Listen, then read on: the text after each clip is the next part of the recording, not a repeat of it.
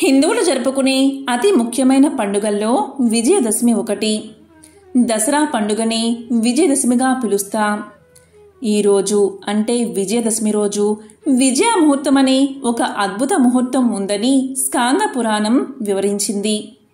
ఈ విజయ ముహూర్తం విజయదశమి రోజు 48 నిమిషాల పాటు ఉంటుంది.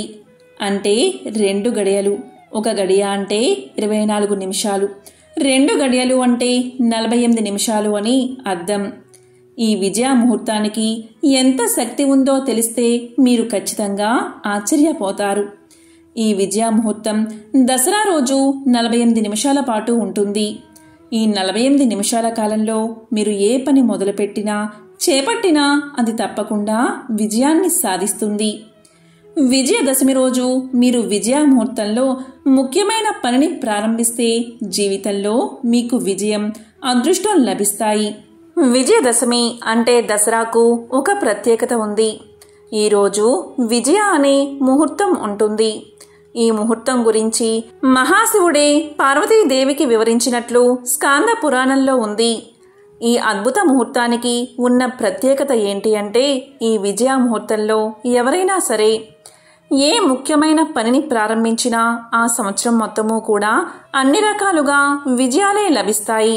కొత్తగా ఏదైనా ప్రారంభించాలి అన్నా, ఉద్యోగంలో చేరాలి అన్నా, దేనిలో అయినా పెట్టుబడులు పెట్టాలి అన్నా, ఏదైనా ముఖ్యమైన పనిని చెయ్యాలి అన్నా, విదేశాలకు వెళ్ళాలి అన్నా, అప్పుల బాధల నుంచి తేరుకోవాలి అన్నా, ఏ పనైనా సరే ఈ విజయ ముహూర్తంలో దాన్ని చేస్తే సంవత్సరం మొత్తం మీకు విజయాలే కలుగుతాయి.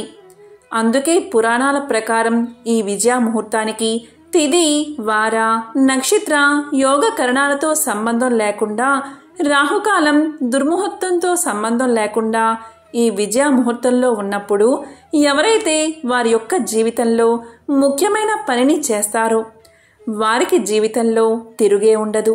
ఎటువంటి ఆటంకాలు రాకుండా విజయాలే కలుగుతాయని స్కాంద పురాణంలో చెప్పడం జరిగింది.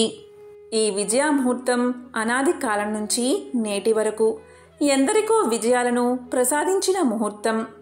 త్రేతాయుగంలో శ్రీరామచంద్రుడు రావణాసురుడితో యుద్ధం చేసినప్పుడు శ్రీరాముడు విజయదశమి నాడే అపరాజితాదేవిని పూజించి రావణుణ్ణి సంహరించాడు.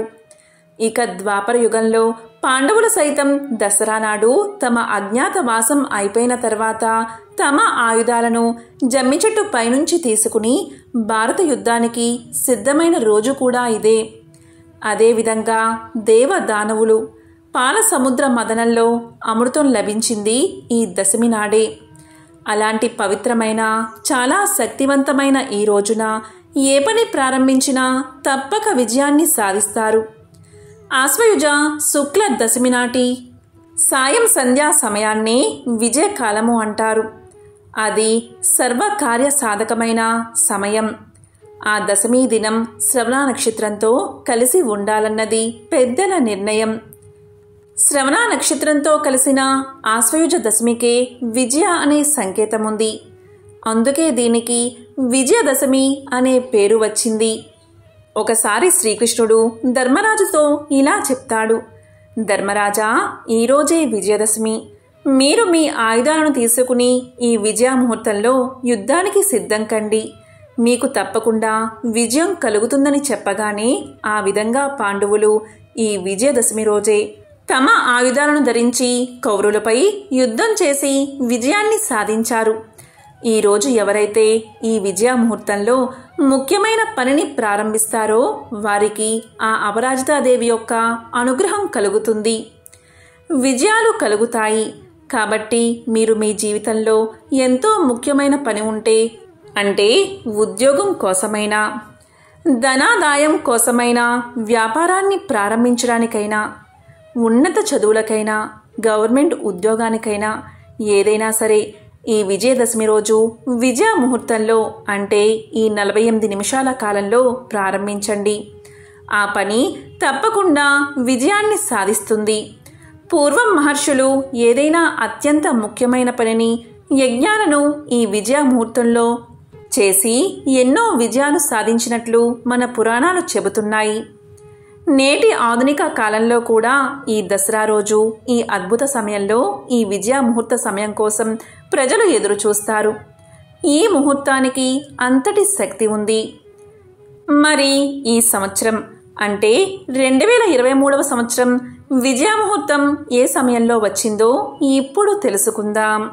అక్టోబర్ 24వ తేదీ విజయ ముహూర్తం ఎప్పుడు వచ్చింది అంటే మధ్యాహ్నం 2:18 నుంచి 3:04 వరకు విజయ సమయం వచ్చింది.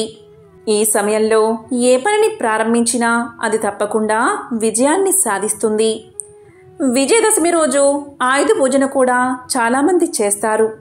మరి ఆయుధ పూజా ముహూర్తం ఎప్పుడు అంటే మధ్యాహ్నం 2:18 నుంచి 3:04 వరకు. అంటే ఈ విజయ ముహూర్తంలోనే ఆయుధ పూజ చేస్తే చాలా మంచిది. విజయదశమి నాడు ఉదయాన్నే 5 గంటలకు లేచి శుచిగా తలస్నానం చేసి ఎర్రటి వస్త్రాలు ధరించాలి. పూజా మందిరం ఇంటిని శుభ్రం చేసి గడపకు పసుపు రాసి కుంకుమ బొట్లు పెట్టి రంగురంగుల ముగ్గులు వేయాలి. రాజరాజేశ్వరి, దుర్గాదేవి ప్రతిమలను నల్ల కలువలు, ఎర్రటి పుష్పాలతో అలంకరించాలి. నైవేద్యానికి పొంగలి, పులిహోర తయారు చేయాలి.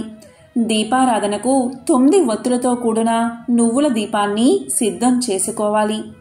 అనంతరం పూజను ప్రారంభించి రాజరాజేశ్వరి అష్టకం, మహిషాసుర సంహారిణి అష్టకాన్ని పఠించాలి. వీలు కాకపోతే శ్రీ మాత్రే నమః అనే మంత్రాన్ని 108 సార్లు జపించి కర్పూర హారతులు ఇవ్వాలి. విజయదశమి నాడు ఆలయాల్లో రాజరాజేశ్వరి అష్టోత్తర పూజ, లలితా సహస్రనామం, కోటి కుంకుమార్చన వంటి పూజలు చేయిస్తే సకల సౌభాగ్యాలు సిద్ధిస్తాయని పండితులు చెబుతున్నారు. ఎంతో శక్తివంతమైన ఈ దసరా నవరాత్రుల్లో ఈ మంత్రాన్ని ఒక్కసారి చదివినా చాలు సకల దరిద్రాలు తొలగిపోయి సకల ఐశ్వర్యాలు కలుగుతాయి. ఆ దారిద్ర నాశన మంత్రమేంటో ఇప్పుడు తెలుసుకుందాం. ఓం హ్రీం త్రిభువన పాలిన్యై మహాలక్ష్మై అస్మాకం దారిద్రం నాశయ నాశయ ప్రచురం ధనం మే దేహి దేహి క్లీం హ్రీం శ్రీం ఓం. ఈ దసరా నవరాత్రుల్లో ఈ మంత్రాన్ని ఒక్కసారైనా పఠిస్తే చాలు మీ దరిద్రం మొత్తం తొలగిపోతుంది. అలాంటి వారింట్లో లక్ష్మీ కటాక్షం కలుగుతుంది. ఓం శ్రీ మాత్రే నమః.